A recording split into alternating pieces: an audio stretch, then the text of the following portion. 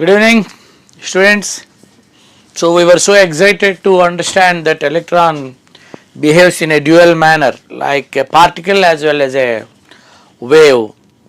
So thanks to De-Broglie for having introduced one more concept to progress towards atomic structure.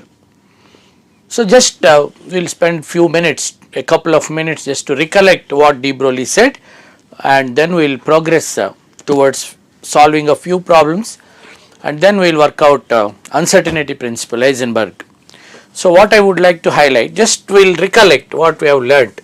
So electron is definitely a wave around the nucleus moving like this to a certain wavelength, every orbit pertaining to Bohr's model, and the lambda of electron or lambda of any moving particle can be calculated by h by p. This is the mother equation for De-Broglie expression. Here p stands for the momentum of the moving particle. So momentum can be obtained in different methods. Suppose I have got once you know the mass and velocity of the moving body, you can simply use this. Momentum is a product of mass and velocity. Then momentum can also be obtained as h by root of 2 into mass into kinetic energy, because kinetic energy means what? Half mv square. If I multiply with m, it will become m square v square. If I multiply with 2, it will become root m square v square. Because I want mv, I keep a root. So root of 2m ke gives me momentum of the body, and h by root 2m ke, you get lambda of wavelength. Suppose a particle is accelerated, a charged particle is accelerated from rest. So whatever is the kinetic energy acquired by the particle is given by charge of the particle multiplied with the voltage with what you accelerated the body. So you can happily replace the kinetic energy term for 2m in place of ke. You can go for charge into voltage. When is this formula applicable? If at all a charged particle is accelerated with certain voltage. And my dear students, these are all applicable for any moving particle, but we have also got something very interesting pertaining to Bohr's orbit. So electron in Bohr's orbit will have to follow certain quantization rules. It will have fixed energy in a Bohr's orbit, and as the orbit changes, its energy will change, kinetic energy will change. Kinetic energy changes, mass being fixed, lambda also will change. And as you are moving away from the nucleus, kinetic energy will decrease, so lambda will increase, wavelength of electron will increase. So in Bohr's model, what did we do? Electron must be a constructive wave, a standing wave. It must be a constructive wave. This also we discussed on the other day. And in this, as long as electron is non-radiating and constructive is a rule for Bohr's model, Bohr's orbit. So you can say 2 pi r, the circumference is distributed into certain number of wavelength of electron. And the other day we also appreciated what was that n is. So n is what? You can replace this formula with n is equal to h by mv. So mvr is equal to nh by 2 pi. So the other day we got Bohr's postulate starting with De-Broglie's concept, and where n remained silent, and that n is nothing but the principal quantum number of that particular orbit. So what do you conclude from this? Once this n changes, De-Broglie wavelength also changes, and from this also you can get De-Broglie wavelength. Let us go for it. So we have 2 pi r is equal to n lambda. Just now we proved n is principal quantum number. So 2 pi in place of r 0.0 phi 3 n square by z for any single electron species in angstrom units, and this is equal to n lambda, and n get cancelled here because this is principal quantum number and this is also principal quantum number. So if you multiply this with this, you are going to get 3.3 n by z angstroms as lambda of electron. So you know how to calculate lambda or wavelength of any matter wave for a particle moving freely. You can also calculate the wavelength of electron in a single electron species. See, is given by 3.3 n angstroms. As n increases, what would happen? The wavelength also increases. The wavelength in the first orbit is less, second is more, third is more, still more. Suppose species is changed, hydrogen to helium plus, as the Z increases, shrinks, so wavelength also shrinks, wavelength decreases. So electron wavelength is controlled by n and Z, so we call the wavelength is also quantized value. It is a multiple of 3.3 always. Therefore, my dear students, enjoy all these facts and we will work out few problems so that you will understand how to deal with De-Broglie's concept. So let us just calculate the wavelength, I say my wavelength. I am moving with some, let me say 10 meters per minute. In 1 minute I am walking 10 meters. At that time, what is my De-Broglie wavelength? So how to calculate? Lambda is equal to h by mv, and h is fixed, 6.63 into 10 power minus 34. I must take joule seconds, and my mass you know, somewhere around 80 kgs, so I can take it 80 because I am in SI system.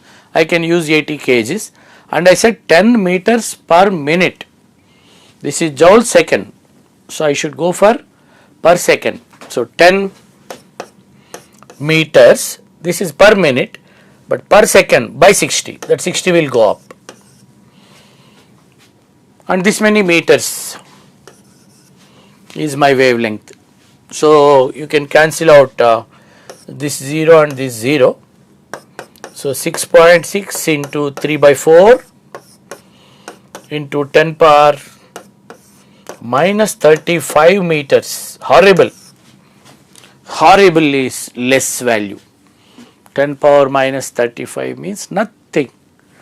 That wavelength is very, very, very poor wavelength. So you are recognizing me as a particle only. Now let us calculate the wavelength of an electron. Let me say electron is moving with 10 power 8 centimeters per second. So how to calculate wavelength? Lambda is equal to 6.63 into 10 power minus 27 erg seconds by mass of electron 9 into 10 power minus 28 grams into 10 power 8, and this gives me 10 power minus 20, and this goes up 10 power minus 7, this many centimeters. So 6.63 by 9 into 10 power minus 7 centimeters by 10 power minus 8, I will get in angstroms. So this is going to be 66.3 by 9. Good, no? Approximately 7 point something. That's a good wavelength. That is why you can recognize the electron as a wave. That electron shows wave properties. You can say it shows dual properties. And that is the beauty of De-Broglie's concept. And my dear children, hereafter, now that you have progressed at some reasonably good extent in chemistry, you can now get used to multiple concept problems like why can't we mix up photoelectric effect and De-Broglie's concept. See what happens in a photoelectric effect. So when you take a metal, you hit it with a, what should I say, photon h nu, and this absorbs h nu naught, that is a work function, The difference between h nu and h nu naught comes out as kinetic energy. Once you know the kinetic energy of this electron, can't you calculate the De-Broglie wavelength of that electron? That is the loveliest aspect. Shall we attempt for that? We will do? Yeah. So, let us take a metal. Let us take a metal, and this metal's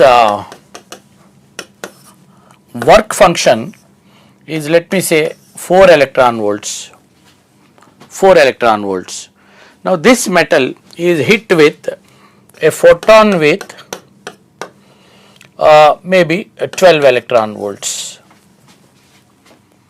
When this photon hits this metal, what will happen? What will happen? The remaining energy, 8 electron volts, will be converted into the kinetic energy of electron. Now, this is an electron with kinetic energy how much? 12 minus 4, 8 electron volts. Now, you know the kinetic energy of the electron. I am asking the De-Broglie wavelength of that electron.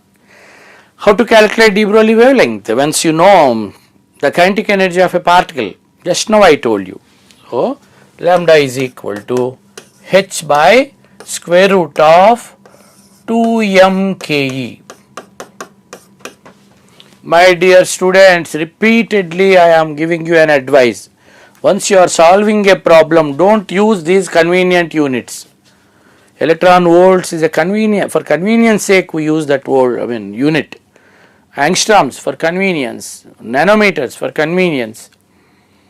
We need to convert them into either CGS or SI. You are expected to solve a problem either in CGS system or in SI system. So, now we'll do it in CGS. So, 6.63 into 10 power minus 27 erg seconds divided by square root of 2 into mass of electron in CGS. So, 9.1 into 10 power minus 28 grams, 10 power minus 31 kgs, 10 power minus 28 grams. Kinetic energy of electron, it is given in electron volts. You have to convert into what units? What are the energy units in CGS? Ergs. So, 8 electron volts, 8 is the electron volts. 1 electron volt is how many ergs? See how many things I am doing. You also must do it. That is what is competition is called. You have to get used to this. This is no more 10th class. It's now 11th and you are progressing to a big science. We are just opening the gates for quantum mechanics. In future, if you select to study quantum mechanics, you can't even imagine the limits of it. You can't imagine. You select quantum mechanics in your higher studies. Most fascinating subject. Now, so electron, that kinetic energy 8 electron volts convert into ergs 1.602 into 10 power minus 12 ergs. These things you must be handy. So, solving this you will get the answer in centimeters. You want me to solve this? It takes time. Anyhow, this is how you have to do. This is a Planck's constant in erg seconds. This is root 2 mke I used. Mass of electron I put in CGS units. Then 8 electron volts is the kinetic energy of the ejected electron in photoelectric effect. And 1 electron volt is 1.602 in 10 power minus 12 ergs. So, 10 power minus 28, 10 power minus 12. This is 10 to the power of minus 40. Because it is under root, it will come out as 10 power minus 20. So, it goes up as 10 power 20. And you will be left with something. Then 6.63 into 10 power minus 7 by under root 2 into 9 into 8 into 1.6. So, if you solve it, you will get the answer in, if you divide it with 10 power minus 8, you will get the answer in angstrom units. That is okay. This is only a numerical skill. I do not want to spend on time on that. you can work out. So here like this anything can be connected with anyone, you know. So you are able to calculate the De-Broglie wavelength of ejected electron. After all, that is also an electron that is also moving. It has got excellent kinetic energy. So it has velocity, it has momentum, so it will have De-Broglie wavelength. See how De-Broglie is respected. The wavelength of a particle also we do not call wavelength of electron. We say De-Broglie wavelength of electron. It is not De-Broglie's wavelength. It is the wavelength of electron only. But with reference to De-Broglie's name we say hats off. That is the greatness of De-Broglie. Yesterday I showed his, I think I will show him now.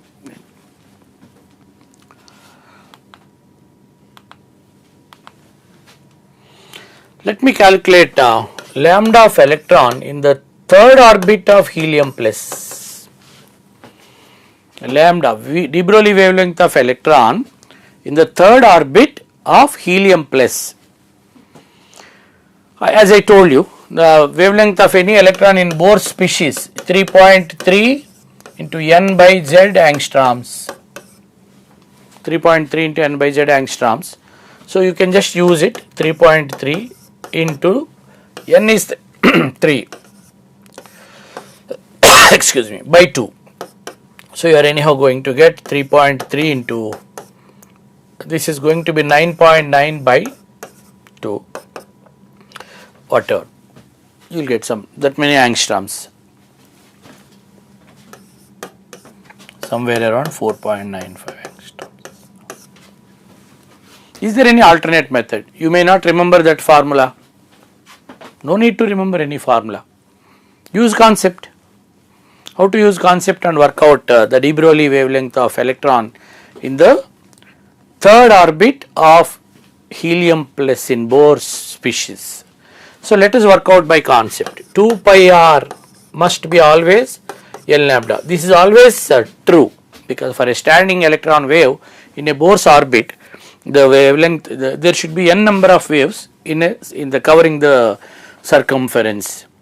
So what I would like to suggest, 2 pi, what is Bohr's orbit? Orbit's radius 0.53 into n square by z. This much we know. This is a must. That is a universal fact. So is equal to n lambda. So n and n get cancelled, and we want lambda. So lambda is equal to 2 pi into 0.53 into which orbit? Third orbit n by what is the species? Helium. So 2. So 2 and 2 get cancelled. What is pi? Obviously you can go for its value and get the same number. So my dear students, you can always use concept, you can always use a formula, work out a problem in a nice way, in a dignified way. Now let us see some problems which I have already selected. This is pertaining to next topic. Let us see this later. See what is the ratio of De-Broglie wavelengths of electron and helium atom moving with same speed. See, very peculiar. Electron, a tiny particle, a helium atom, this is also an atom. What is the atomic mass of helium? 4. One helium atom has 4 units mass, means 4 AMU approximately, and electron's mass is negligible, but it has mass. 1 AMU is 1836 times more than 1 electron's mass. So he wants to compare the De-Broglie wavelengths. Both are moving with same speed. Both are moving with same speed, and we want the De-Broglie wavelength ratio. So lambda of electron and by lambda of helium atom should be what? Lambda of electron by lambda of helium atom. So h by what? mv into mv by h. This is electron and proton, electron and proton. He said velocity is same, speed is same, you can cancel out these two, h gets cancelled out. So, and this is proton, proton. Mass of proton is how many times more than that of electron? 1 proton, this is not proton actually, 4 protons mass. Why? because this is helium atom. Mass of one proton is 1836 times more than that of electron. There are 4 protons in helium, 4 into 1836. So, this is the answer. Now, this is also an uncertainty problem. Excuse me. Let us now appreciate what he says is De-Broglie. So that some wave-like behavior would now appear even in the case of particles like electrons. What is this so that? So that some wave-like behavior would now appear even in the particles like electrons. Actually, this is I took this particular clipping from his De-Broglie's interview. So, in a French interview, he was speaking in French, subtitles are there. He was telling why once Einstein proved through protoelectric effect, when he says when waves like light could appear in the form of particles as photons, then why can't we go for, so that some wave-like behavior would now appear even in case of particles like electrons. See the contrary. What we were believing as waves were now proved to be particles through photoelectric effect. Then he says, why can't we go for what we are believing as particles to behave as waves? This is a wonderful concept. See this. 1923. What I can tell on that is that it was 1923 that I wrote my first notes on wave mechanics. And this is the subject, most fascinating, a big ocean like, for which we will just make a beginning in your 11th class studies. So, my dear friends, be prepared. We will enjoy few beautiful classes after this De-Broglie's concept is over, which will be opening new gates for wave mechanics, and we will not go into mathematical part because you people at this small school stage are not equipped with such big mathematical approaches, but you will appreciate the essence of what they did, that we will see later. So, let me go for one more problem. What is the ratio of the De-Broglie wavelengths of magnesium ion and aluminium ions accelerated by potentials in a ratio of 3:16? Beautiful the way of questioning. Magnesium ion is there, gaseous magnesium ion, accelerated. How to accelerate a charged body? Right from my first class I have been telling, there is a body with, particle with charge like electron, proton, helium plus, whatever, some charged particle. If you want to move it, suppose there is a wooden piece, you want to move it, apply some force. If you have a charged particle, you want to move it, apply some potential. So, what will it acquire? It will acquire kinetic energy from rest. So, that kinetic energy is nothing but Q into V. Just now in De-Broglie problem we have done.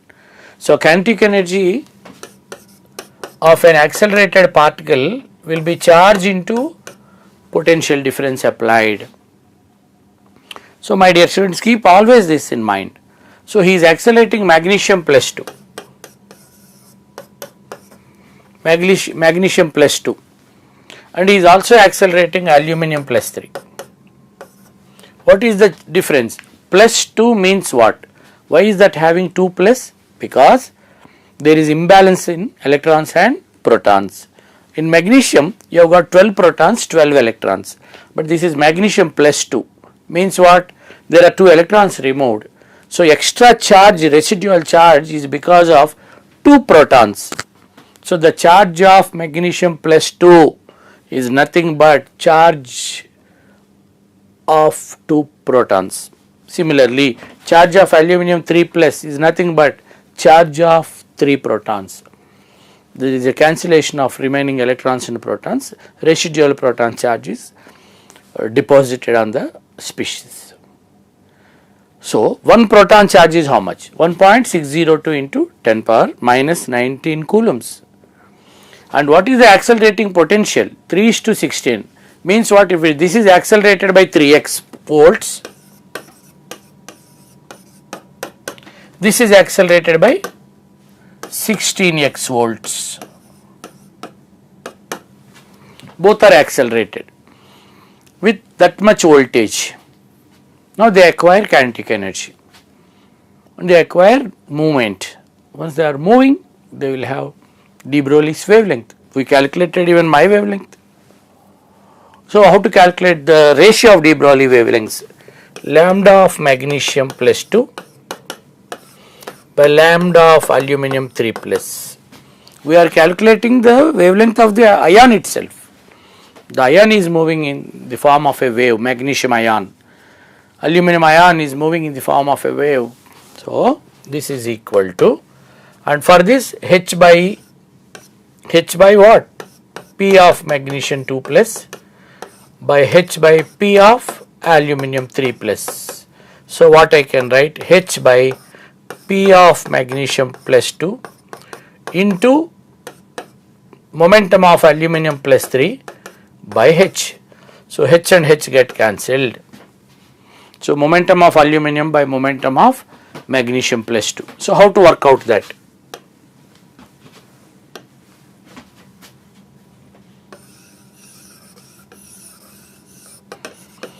Root 2m Ke. Momentum is given by root of 2m into kinetic energy. So this is equal to square root of 2 into mass of aluminium ion. So 2 into mass of aluminium ion 27 units, 27 AMU. Actually I should convert into either CGS or SI, but in the denominator also I am going to keep that will get cancelled. So I can keep 27. And what is the charge? 3 units and voltage applied. So 3 units. Charge of a proton 1.602 into 10 power minus 19 coulombs. This is charge of magnesium ion, aluminium ion into voltage. How much voltage? 16x. Voltage 16x we took, divided by under root 2 into 24 is the mass of magnesium, same units, into charge of magnesium 2 into 1.602 into 10 power minus 19. What is the voltage? 3x, because they are in 3:16 ratio. So I took them as 3x and 16x. So 2 and 2 get cancelled, and 1.6 this get cancelled. X will get cancelled, 3 and 3 get cancelled, and you are left with this 2 goes 8 times, that 8 goes 3 times, 27 by 3 is 9, root 9 is 3. So the answer is 3:1. The De-Broglie wavelength of magnesium ion and aluminum ion accelerated with 3:16 voltage. The wavelength acquired by magnesium ion will be 3 times more than that of aluminum ion. Anywhere you can just apply. I am not doing big things. That H by pi, H by P. So my dear students, be very careful. Suppose if in the same question they ask the absolute wavelength of magnesium, not as a ratio, then these things will not get cancelled, because a ratio they got cancelled. Suppose somebody asks what is the De-Broglie wavelength of some calcium ion, gaseous calcium ion accelerated with 100 volts potential. So how will you calculate lambda? So lambda of calcium ion De-Broglie wavelength is equal to H by 6.63 into 10 to the power of minus, let me say 34 by square root of, now I can't keep units and all, I must put actual values, 2m Ke, 2 into, what is the mass of calcium ion? 40 AMU. So 40 into, what is 1 AMU? 1.67 into 10 to the power of, see I should use SI units, I should go for minus 27 kgs, not minus 24 grams, because this is in joules, into 2m is done, m is done. Kinetic energy is what? Charge into potential. What is the charge of calcium? Don't put 2, that is too proton's charge. So you have to put proton charge only. So 2 into 1.602 into 10 power minus 19 coulombs is the charge of a proton, one proton. So there are 2, and potential. This is charge into potential gives me kinetic energy. What is the potential? 100. If you solve this, you will get the answer in meters, because length, wavelength. I think you can work out carefully. Of course, that is not our business now. So my dear students, this is the beauty of how you should have patience to do calculations. I advise you to learn and be patient to do calculations. There are bigger things done by scientists. We are just following what they have done. So you will get lambda in SI system, meters. If you divide with 10 power minus 10, you can convert it into angstroms. That is loveliest aspect. Now, see this interesting thing, that is also actually the next concept. Now we will switch over to the next beautiful concept, Heisenberg's uncertainty principle. Very peculiar name, no? Uncertainty, which is not certain, not sure. What do you mean by uncertainty?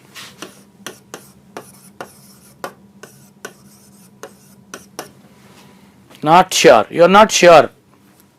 You are not sure about what? You are not sure about anything about electron. What did we see about electron so far? Position and momentum, velocity. It is in some orbit, it is having some velocity like. But Heisenberg says no, that is wrong. Never go for accurate calculations of the parameters pertaining to electron. Not that you can't calculate, not that you should not calculate, it is that you cannot calculate. Impossible to determine the position and momentum of an electron in the atom at a time. Simultaneous determination of location of an electron and its momentum is impossible. Not that you don't have any instrument, or not that you don't have any skill or mood. It is only it says that there is a natural restriction for such calculation. There is a natural restriction, natural limitation. It is forbidden, such calculation. First of all, let us appreciate certain other thing. We will go back to Bohr's model only, and we have learnt this is the first orbit. This is the first orbit. We have already learnt electron is moving, and we know the velocity expression for an electron, some 2.18 into 10 power 8 centimeters per second. That is the velocity of electron in Bohr's orbit, approximately. And how many revolutions it is making, how many times it is revolving in 1 second. Velocity means what? The distance covered per second. For one revolution, how much distance it has to cover? One circumference. So how many times it is revolving means in 1 second it is covering this much distance, divide with circumference. So 2.18 into 10 power 8 by 2 pi r. R is again what? 0.53 into 10 to the power of minus 8 in centimeters. Forget about these constants, and you are left with what? 10 power 8 by 10 power minus 8, 10 power 16 revolutions per second. 10 power 16 revolutions per second the electron is making. After all, in your domestic friend, the ceiling fan will have 3 big wings. Can you locate where the first wing, second wing, third wing are there when it is switched on? After all, it makes 2 to 3 revolutions per second. You are not able to locate which wing is where. How can you locate an electron whose size you don't even dare to imagine revolving 10 power 16 times per second? You close your eye and open, it has already covered 10 power 16 means 10 square into 10 power 7 into 10 power 7. 100 crore times the electron has completed its revolutions around nucleus in such a small light hydrogen atom. Imagine in other atoms and so many electrons. Tremendous number of revolutions around the nucleus, even if you consider Bohr's model. How much complicated imagination it is. 1 second 10 power 100 crores revolutions. It is revolving 100 crore times approximately in 1 second. Such a complicated number. In addition to that, it is doing so in the waveform. As per De-Broglie said, this many revolutions as per Bohr, we did not violate Bohr's model with De-Broglie, and De-Broglie says it is doing so with the, in electronic, waveform.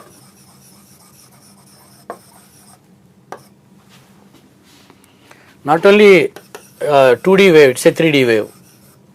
Any direction it may move. Don't think I am spoiling the beauty of the board, that is electron. Waveform around the nucleus.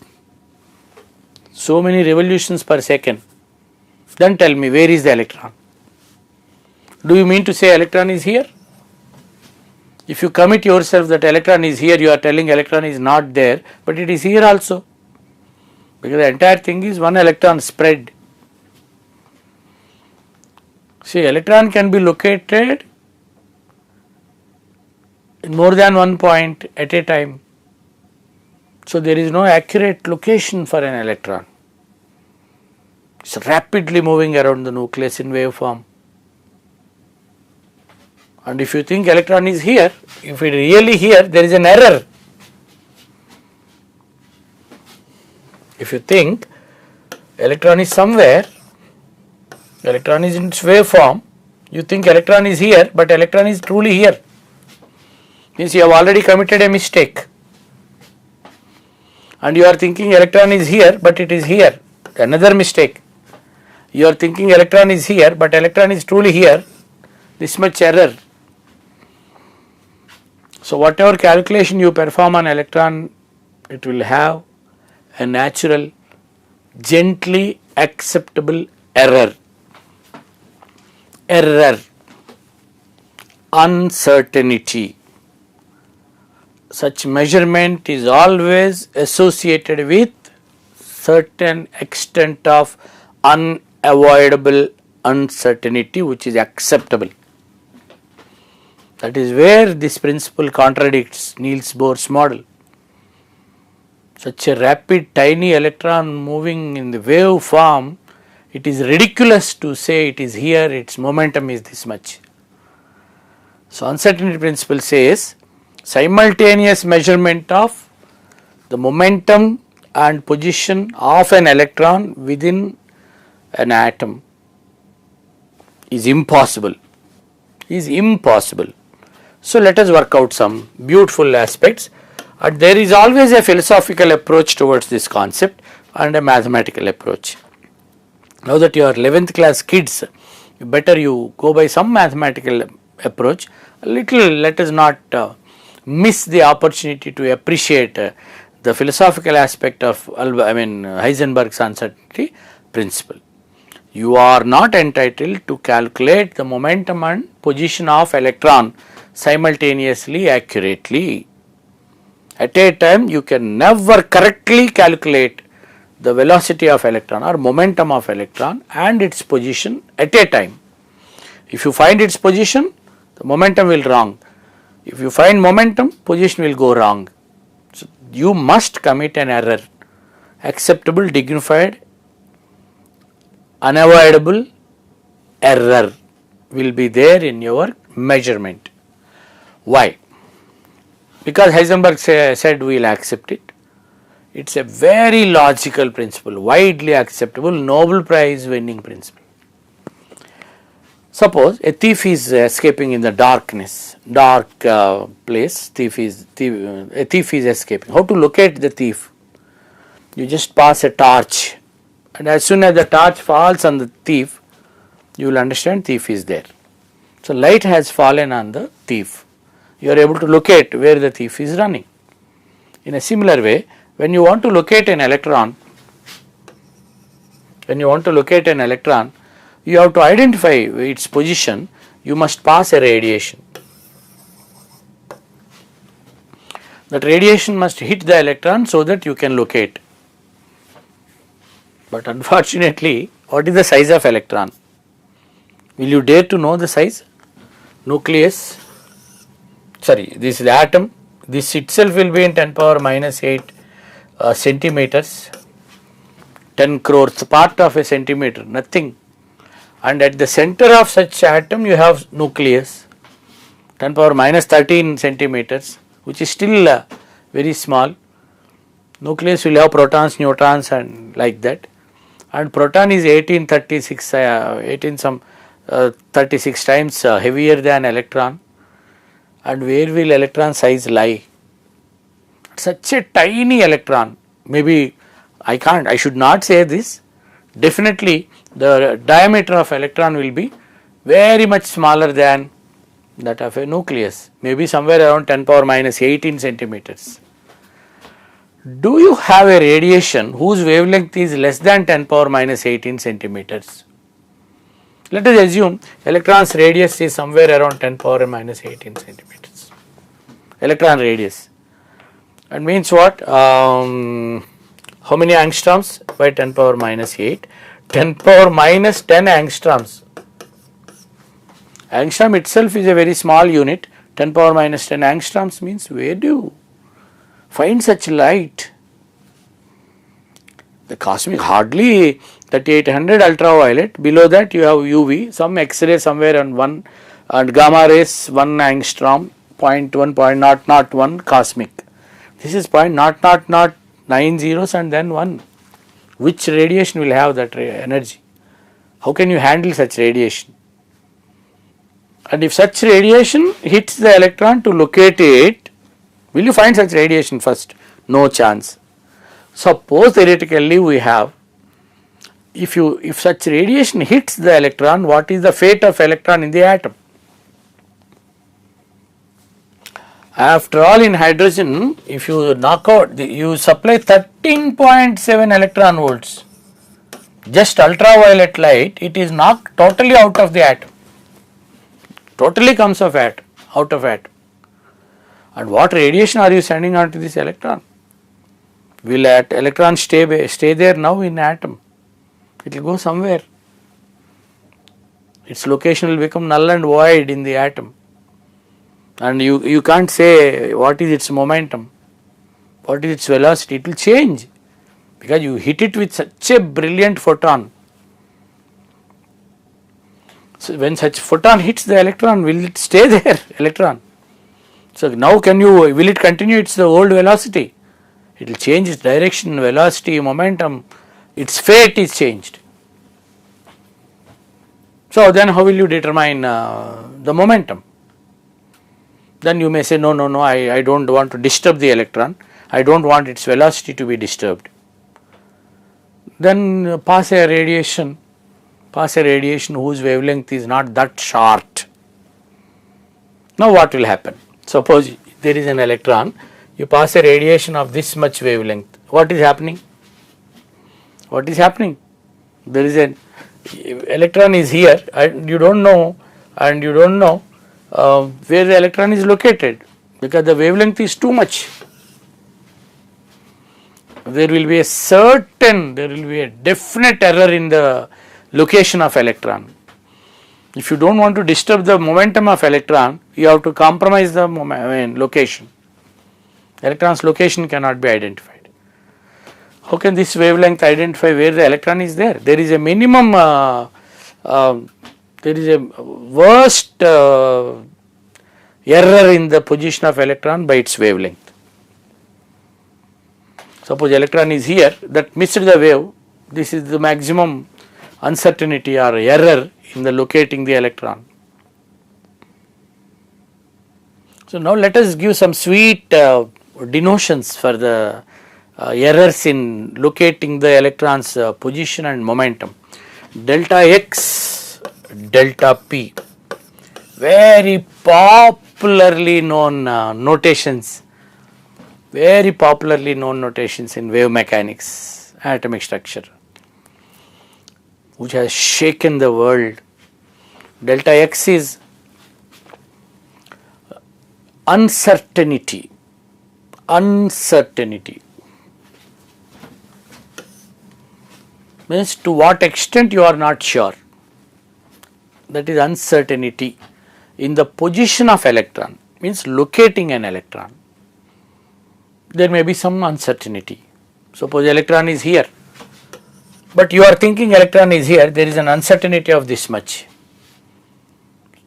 Maybe somewhere in 3-4 meters it may be there, like how you say, where is that village, maybe 2-3 kilometers. You are uncertain by that extent, you are not very sure.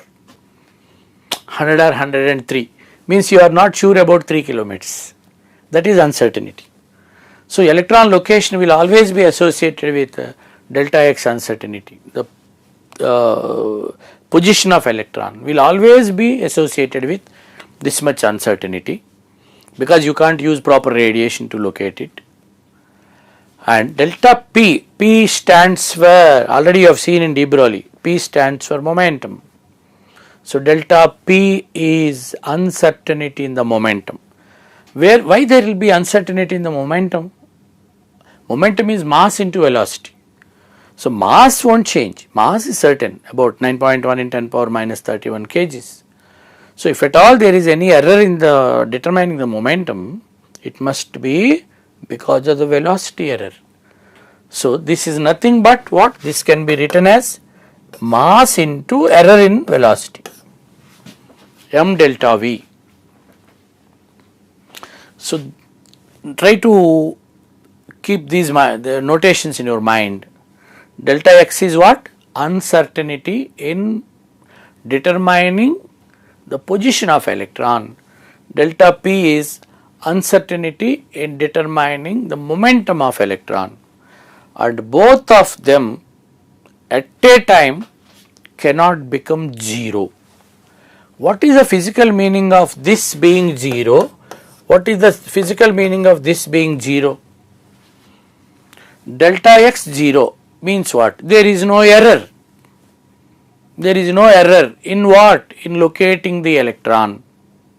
Delta p 0, there is no error in momentum of electron, determining the momentum, means there is no error in measuring the velocity. You are thinking electron is here, electron is really here, electron is there only, you are thinking electron is there, there is no error. So delta x is 0. And you are thinking electron has this much velocity, really electron has that much velocity, there is no error in the velocity, there is no error in the momentum. So when will these things become 0? If at all there is no error in locating electron's position, this becomes 0. If at all there is no error in measuring the momentum of electron, this will be 0. Now see the mathematical form of Heisenberg's principle. What did Heisenberg say? Impossible. It is impossible to make both 0 at a time. At a time. At a time, locating electron accurately, measuring the momentum accurately is impossible. So simultaneous measurement of momentum and position of an electron accurately is impossible. Please accept some acceptable uncertainty, acceptable, respectable error in measuring the position and momentum of an electron within the atomic limits. So for that, see, always remember, not that we don't have skill, not that we should not do such things. The biggest problem is we cannot do. There is a natural restriction. There is an inherent limitation in such measurement. So, my dear students, just we will take the mathematical form of uncertainty principle. It is impossible, first read the definition, to determine simultaneously at a time and accurately, without any error, both position and momentum or velocity of a microscopic particle like an electron. It is impossible. The mathematical expression of Heisenberg's principle is delta x into delta p is greater than or equal to h by 4 pi. So, if this is 0 and this is also 0 at a time, what will happen? How can 0 into 0 be more than h by 4 pi? Is it possible or impossible? So, impossible. There will always be an error in position, there will always be an error in the momentum of electron in your measurement. Uncertainty in the position of measurement position, uncertainty in the measurement of momentum. H is Planck's constant, 4 pi is a random number, this is applicable for electron in an atom. So, now you can rewrite this. See, we know delta P is m delta V. So, he took m delta V. So, we will take m that side. So, delta x into delta V will always be greater than or equal to h by 4 pi m. M is mass of electron or any microparticle moving. So, here delta x is uncertainty in the position of electron, delta V is uncertainty in in the measuring the velocity of an electron. So, always keep this in mind, my dear students. So, put together, what do you say? De-Broglie says electron is a wave. Heisenberg says you can't locate an electron and you can't measure its velocity. And you can't measure the velocity of electron, how will you calculate the energy of it? Without energy, what you will do? How will you explain spectral lines and all? Everything got now lost. Now we are in crossroads. We have come back to square one. What is the structure of atom? What to do? Electron is a wave. You can't know its position and momentum. Momentum means velocity, means energy. Without knowing where the electron is present and what is its energy, what you will do with the atom? Now what to do? We will see. The game starts. Where delta x is uncertainty in position, delta p is uncertainty in momentum. These are all I discussed just now, uncertainty in velocity. There are some modifications to this expression, we will see that also.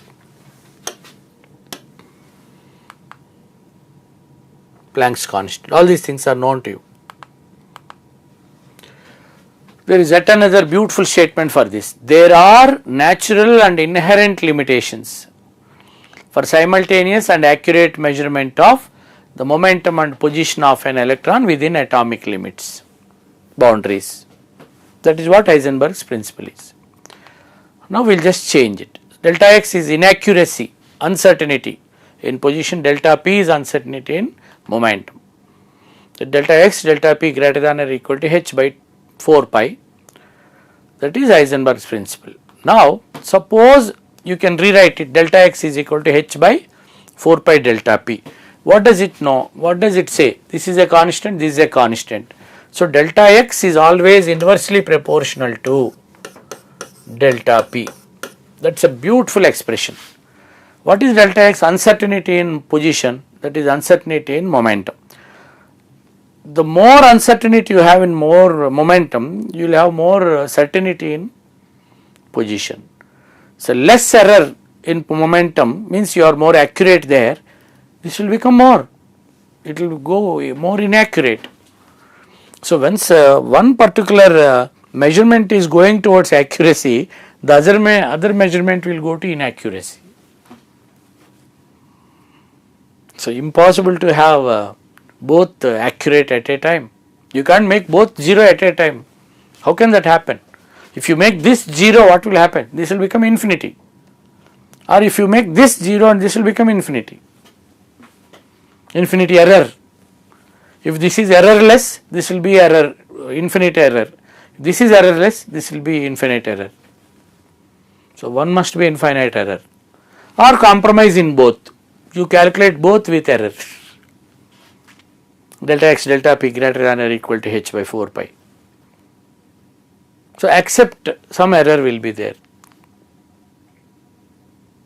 So what I would like to tell here, delta x tends to 0, of course both vice versa. If delta x tends to 0, what will happen? Delta p tends to infinity. Delta x tends to 0 means there is no error in the position, there will be an error in the momentum. How much error? Infinity error. And vice versa. If delta p is tending to 0, delta x will tend to infinite. It's a must. Now we will just modify. As one measurement tends to accuracy, the other measurement leads to infinite. Error will be infinite. See, inverse proportion. More delta p, less delta x, or less delta p, more delta x. So one error must be more. Both are there. Now it states that one is determined, high accuracy of the other becomes infinite, uncertain. That is what we have been discussing, no need to look into the paragraph. Now we will do something beautiful. Delta x delta v is inversely proportional to 1 by m. How? Because delta p is m delta v. So m has gone the other way. Now we can say, according to principle of optics, a light of wavelength lambda is used to locate the position of a particle. The maximum error that can occur is wavelength. The wavelength is the maximum possible error, because if you, this is the wavelength, this is the maximum possible error. Somewhere in the middle the wave will hit the electron. So the maximum possible error is nothing but the wavelength. So that is a beautiful aspect of this statement. So delta x maximum will be lambda. What is delta x? The error in locating the electron. Maximum is lambda. If delta x tends to 0 means what? Lambda should tend to 0. See how much physical meaning is there in the small expressions. Delta x is what? Error in locating the electron. The maximum possible error is lambda only. I don't want delta x to be, I want delta x to be 0. Delta x 0 means what? I don't want an error in locating electron, I must make delta x 0. To make delta x 0, I must make lambda 0. Making lambda 0 means what? Least wavelength wave I should select. Least wavelength wave. So if I select such things, what will happen? And we have got lambda is equal to h by p. So you should have p infinite. If p is infinite means what? Momentum infinite. Such photon, if it hits the electron, it will become null and void in the, as per atom is concerned. Delta x delta p is greater than or equal to h by 4 pi.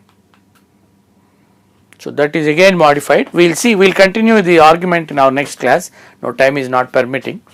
So my dear students, just enjoy the logic we have used, and we have good things to do in the coming up classes. Then enjoy the weekend.